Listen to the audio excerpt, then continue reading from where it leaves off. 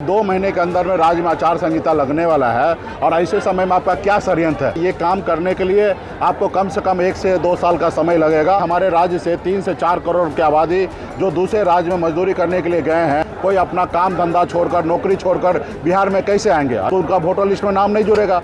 और इससे बताएं हमको भारत सरकार को लाभ क्या है? 2024 में लोकसभा चुनाव हुआ और 40 में से 30 सांसद मोदी जी का बना और उसी के दम पर आज देश में सरकार है। सिर्फ लोगों को भरम फैलाइएगा और लोगों को तनाव में लाइएगा, लोगों को परेशान कीजिएगा, खास करके गरीब मजदूर किसान को परेशान कीजिएगा, तो ये सही नहीं है। आप परंपरा ऐसा कुछ मत ऐसा नया लागू कीजिए जिसके कारण आने वाला पीढ़ी इसको देखकर और तानाशाह के जैसे हिटलर जिस तरीके से देश चलाता था।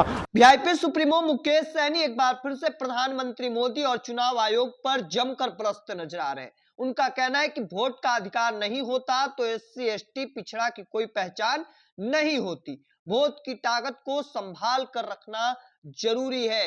देखिए, कल के दिन वीआईपी सुप्रीमो मुकेश सहनी रोहतास के डेहरी ओनसन में अपने कार्यकर्ताओं को संबोधित कर रहे थे और इस दौरान उन्होंने मीडिया से बातचीत करते हुए जमकर भड़कते नजर आ रहे। पहले उनके पूरे बातों को सुनिए। जस्ट अभी जजमेंट आया करके जी, लालू जी जो चल रहा है जी, कि विधानसभा चुनाव से ठीक पहले ये कहीं से सही नहीं है। हाँ, क्या कहेंगे? न अभी हमको जजमेंट के बारे में नहीं पता चला है। जजमेंट देखेंगे और निश्चित तौर पे जरूरी क्या है आप चुनाव के बाद कर लीजिए या चुनाव होने के बाद 1 साल से करना चाहिए था। अभी 2 महीने के अंदर में राज्य में आचार संहिता लगने वाला है और ऐसे समय में आपका क्या षड्यंत्र है? आप ये 2 महीने में ये काम तो कर नहीं पाइएगा। ये काम करने के लिए आपको कम से कम 1 से 2 साल का समय लगेगा और आराम से कीजिए। इतने शॉर्ट टाइम में आप बताइए, हमारे राज्य से 3 से 4 करोड़ की आबादी जो दूसरे राज्य में मजदूरी करने के लिए गए हैं और सब छठ में, दीपावली में आते हैं। अभी कोई अपना काम धंधा छोड़कर, नौकरी छोड़कर बिहार में कैसे आएंगे? और जब नहीं आएंगे तो उनका वोटर लिस्ट में नाम नहीं जुड़ेगा और जब वोटर लिस्ट में नाम नहीं जुड़ेगा तो वो कभी भी चुनाव, क्योंकि वो देश के नागरिक है, देश के मालिक है, वो वोटर है, वो कभी भी अपने राज्य में आके चुनाव दे सकते हैं। अगर वोटर लिस्ट में उनका नाम नहीं होगा तो चुनाव कैसे दे पाएगा? और इससे बताएं हमको भारत सरकार को लाभ क्या है? इसी वोटर लिस्ट पर तो आपका 2024 में लोकसभा चुनाव हुआ और 40 में से 30 सांसद मोदी जी का बना और उसी के दम पर आज देश में सरकार है। और जब सरकार अगर उसी के दम पर है तो ये वोटर लिस्ट कैसे खराब है? अगर ये वोटर लिस्ट अगर गलत है तो सबसे पहले जो 40 सांसद जीत के गया उनको आप इस्तीफा लीजिए, उनको सदस्यता समाप्त कीजिए, तब हम माने कि वो वोटर लिस्ट सही नहीं है। तो आप ऐसा कीजिएगा नहीं, सिर्फ लोगों को भरम फैलाइएगा और लोगों को तनाव में लाइएगा, लोगों को परेशान कीजिएगा, खास करके गरीब मजदूर किसान को परेशान कीजिएगा, तो ये सही नहीं है। ये आप चुनाव के बाद भी ये आप काम कर सकते हैं, तो चुनाव के बाद आराम से कीजिए और बिहार में लोगों को चैन से रहने दीजिए।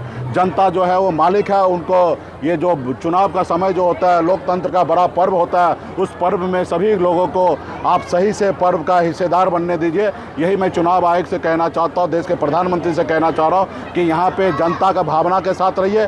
यहाँ आपने काम अगर किया तो निश्चित तौर पे जनता वोट देकर आपको राज्य में पुनः सरकार ला के देंगे। जनता पे आप भरोसा कीजिए। अगर जनता के बीच में अगर आपने काम नहीं किया तो ये जनता अगर उखाड़ फेंकेगा, तो ये लोकतंत्र का यही सबसे बड़ा खूबसूरती है। आप अगर गर्व से कहते हैं कि मैं चाय बेचने वाला का बेटा हूँ, अगर प्रधानमंत्री बने हैं तो ये बाबा साहब भीमराव अम्बेडकर का संविधान का ही देन है कि उसी संविधान के दम पर आज देश के प्रधानमंत्री आप बने हैं। आप परंपरा ऐसा कुछ मत ऐसा नया लागू कीजिए जिसके कारण आने वाला पीढ़ी इसको देखकर और तानाशाह के जैसे हिटलर जिस तरीके से देश चलाता था ऐसे देश को चलाएगा, तो ये हमारे देश के लिए, हमारे आने वाला पीढ़ी के लिए सही नहीं होगा। तो यही मैं लड़ाई लड़ रहा हूँ और निश्चित तौर पे हमें पूरा विश्वास है कि इस हमारे पक्ष में फैसला होगा और सरकार को, चुनाव आयोग को ये वापस लेना पड़ेगा। यादव को मंच पर चढ़ने दिया, क्या कहेंगे? ऐसी कोई बात नहीं है। सब जगह प्रोटोकॉल होता है, किस स्टेज पर किनको चढ़ना है, और प्रोटोकॉल ऑफिसर को नहीं जानकारी था कि पप्पू जी है, सांसद है, तो उनसे ये चूक हुआ होगा। इस पे बहुत ज़्यादा डिबेट नहीं करेंगे। तो आपने साफ तौर पर सुना, उनका कहना है कि प्रधानमंत्री मोदी आज अगर प्रधानमंत्री हैं तो वो चाय बेचने वाले थे। जो बातें वह कहते हैं तो यह बाबा साहब भीमराव अम्बेडकर के संविधान की खूबसूरती है कि वह आज प्रधानमंत्री बने। देखिए, तमाम जो बातें हैं वह कहते नजर आ रहे थे। हालांकि अब इन चीजों को लेकर आपका क्या मानना है कमेंट सेक्शन में रखिएगा। तब तक के तमाम हर अपडेट को देखते रहने के लिए इंडिया टॉप देखते रहें। धन्यवाद।